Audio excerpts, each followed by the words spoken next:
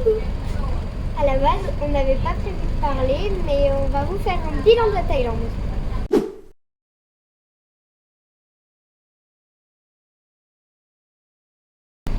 Bon, bah, c'est différent de il y a 3 ans, puisqu'on est monté vers le nord. Et déjà, 2 choses que j'ai beaucoup remarquées. La première, c'est que c'est beaucoup plus pauvre qu'en 2020. Parce que on a même vu des associations donner à manger. Deuxième chose, c'est que c'est bien plus verdoyant et qu'on a pu faire beaucoup plus de choses puisqu'en un mois, forcément, c'est mieux. Bilan général, c'est un incroyable pays et si je pouvais y retourner tout le temps, ce serait incroyable.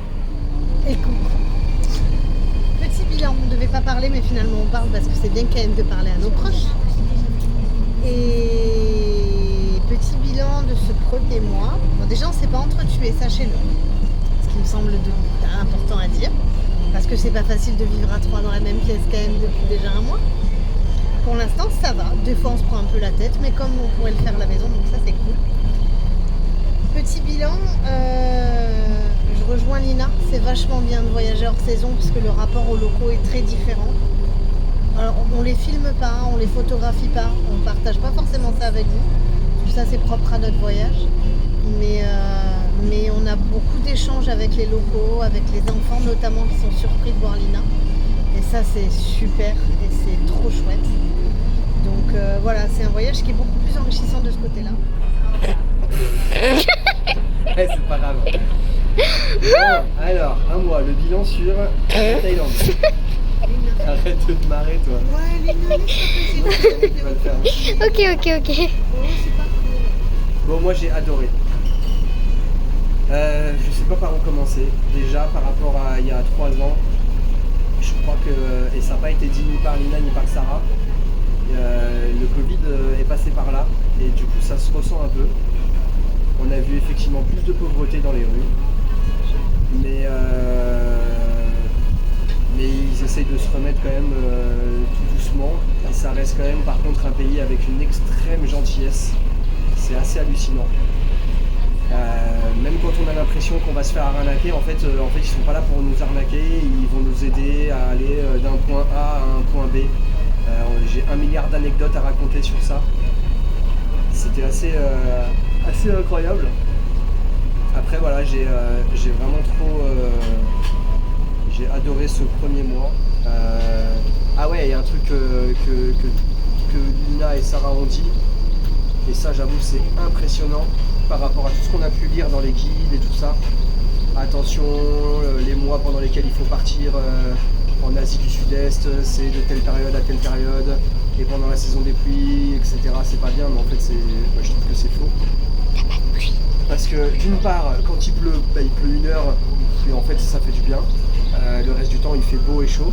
Et surtout, il n'y a personne. On a fait des attractions, je me crois à Disney. On a fait des visites où il n'y avait absolument personne, aucun touriste. Et en fait, on était trop bien, quoi. À Sukhothai et à Ayutthaya, il n'y avait personne dans les temples. Enfin, c'était hallucinant. Alors que normalement, c'est des trucs qui se font où c'est rempli de monde, limite tu te bouscules. Il doit faire 35 degrés. Enfin, j'ose même pas imaginer en pleine saison ce que ça doit être. Quoi. Il y avait personne au temple bleu. Chiang Rai, le temple blanc qui était incroyable, il y avait absolument personne aussi. De toute façon, ça se voit sur les photos, les vidéos. Enfin voilà, rien que ça, en fait, partir à cette saison, limite, je crois que c'est un truc qui est trop bien à faire. Après, on n'est peut-être pas officiellement dans la vraie saison des pluies, ou peut-être qu'on a de la chance parce qu'il pleut pas énormément. Mais en fait, quand il pleut, ça va, c'est Dis hyper pas bon. ça, tout le monde va venir de la saison des pluies. Qu'est-ce qu'il y a? Dis pas ça, sinon tout le monde va venir à la saison des pluies. Ouais, c'est vrai. Non, c'est là que c'est chouette. Allez, c'est bon.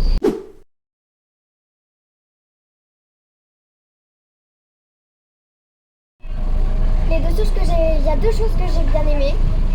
Ou 3. Le parc de Khao Yai. Khao Yai, que j'ai trouvé très beau, une guide passionnée. On a vu pas beaucoup d'animaux, mais on a vu pas mal de choses, dont un scorpion qui était très volumineux. Après, il y avait parc national du Dol Inthanon, que j'ai trouvé un peu mieux que les cascades des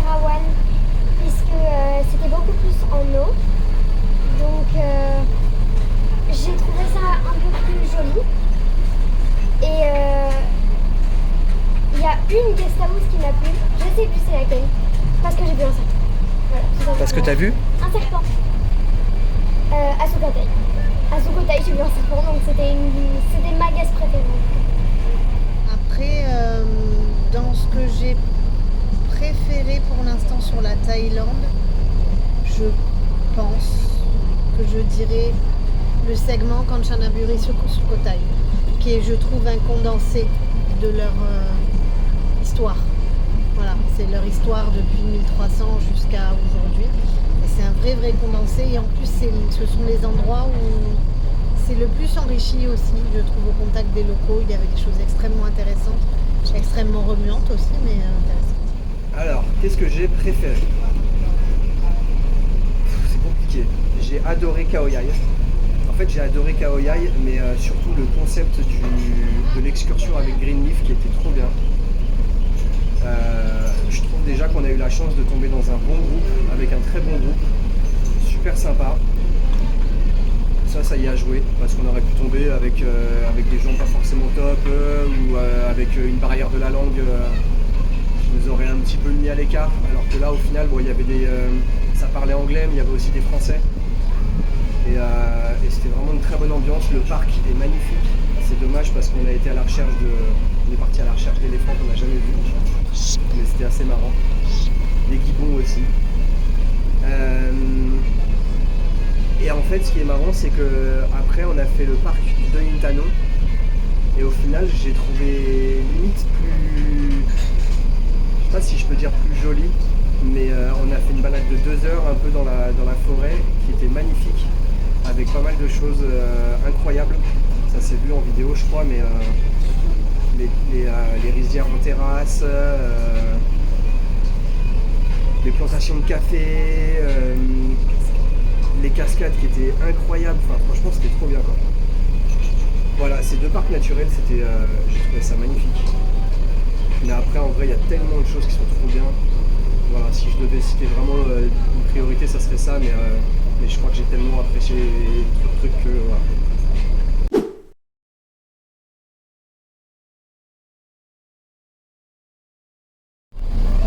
La chose qui m'a vraiment pas plu, c'est de voir des gens sur le dos des éléphants. C'était quand on a visité les temples À Ayutthaya. À Ayutthaya.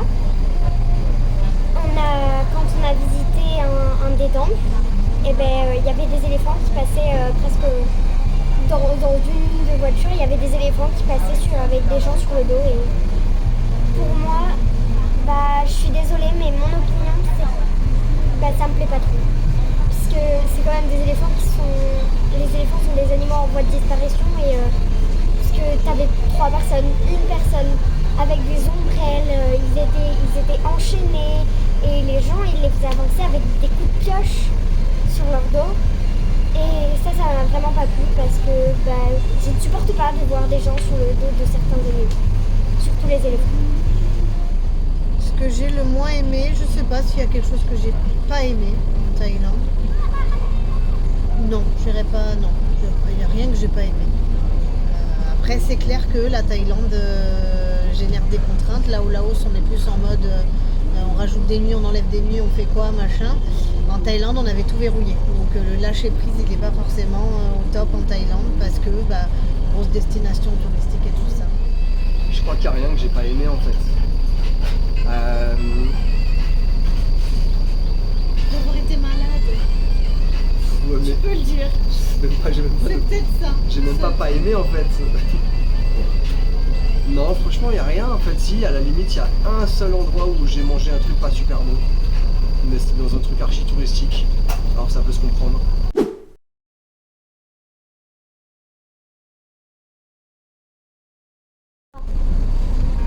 Mon plat préféré, je vais tout de suite l'avouer à tout le monde, je ne mange pas forcément thaï. Entre les cheeseburgers, les spaghettis bolognaise, les spaghettis carbonara, c'est un peu compliqué sur la nourriture avec moi, parce que j'avoue, je suis très difficile. Mais je compte bien faire des efforts et m'améliorer. Et en nourriture, pas du tout thaï, vraiment occidentale. Ça va être peut-être à Sukhothai. Les spaghettis carbonara et les spaghettis bolognaise, c'était vraiment incroyable. Les patates étaient al dente, la sauce tomate était hyper bonne.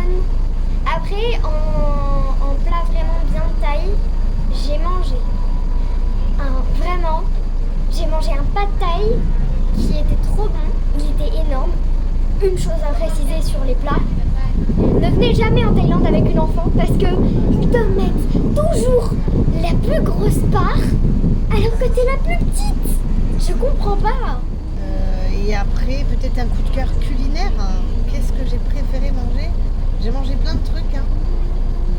Plein de trucs. Donc je sais pas. Je ne saurais pas dire un coup de cœur culinaire. J'ai mangé pas mal de choses, mais ouais, petite découverte peut-être. Il y a Lina qui me souffle le khao soi. J'ai beaucoup aimé, c'est vrai que c'était bon, c'était hyper parfumé, c'est cuisine du Nord. Après, tout ce que j'ai mangé, globalement, j'ai aimé. Donc, Alors, mes plats coup de cœur. Alors tout. J'aime trop bouffer. Franchement, j'aime trop bouffer. Et franchement, en Thaïlande, la bouffe, La bouffe, non. Les repas sont trop bons. J'ai quand même... Allez, 2 coups de cœur. Le green curry Et le khao soi. et le khao soi. Et je savais, Je peux pas dire lequel est le meilleur. puisque c'est Après, tout de différent. Ça dépend aussi des endroits. Parce qu'évidemment, il est préparé de manière différente. C'est normal, quel que soit l'endroit. Mais le green curry et le khao soi, j'avoue, ça, c'est 2 découvertes incroyables.